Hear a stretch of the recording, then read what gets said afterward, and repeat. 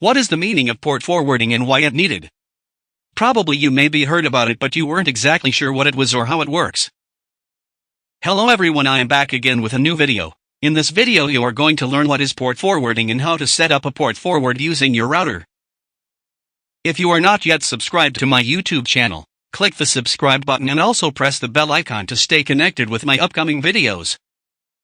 So basically, port forwarding allows you to interact with a specific computer or services over the internet. It's basically directing traffic from the outside world to the appropriate server inside a local TCP/IP network. So for example, if the local network hosts a web server that is accessible on the public internet, the port forwarding panel in the router would be configured to direct web HTTP packets that are port 80 traffic to the IP address of the web server in the local network, LAN. Now what exactly port is? Port is a point where a certain connection established. It may be hardware or software. The example of a hardware-based port is USB, HDMI cable, etc., etc. For software-based it is TCP and UDP. Both TCP and UDP have 65,535 ports each.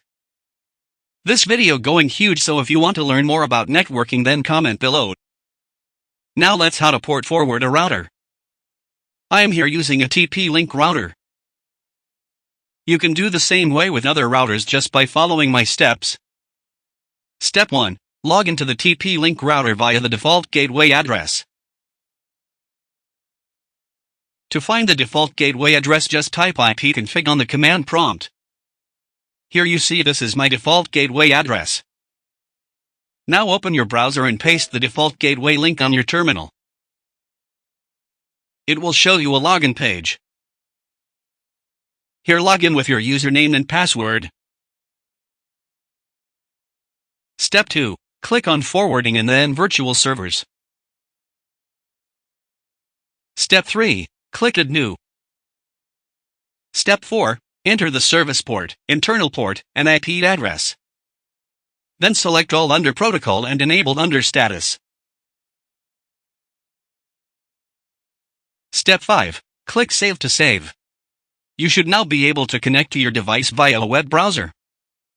Simply enter your host name followed by the port number into the address bar. If you have any doubts and queries, write below in my comment section. I reply to you as soon as possible.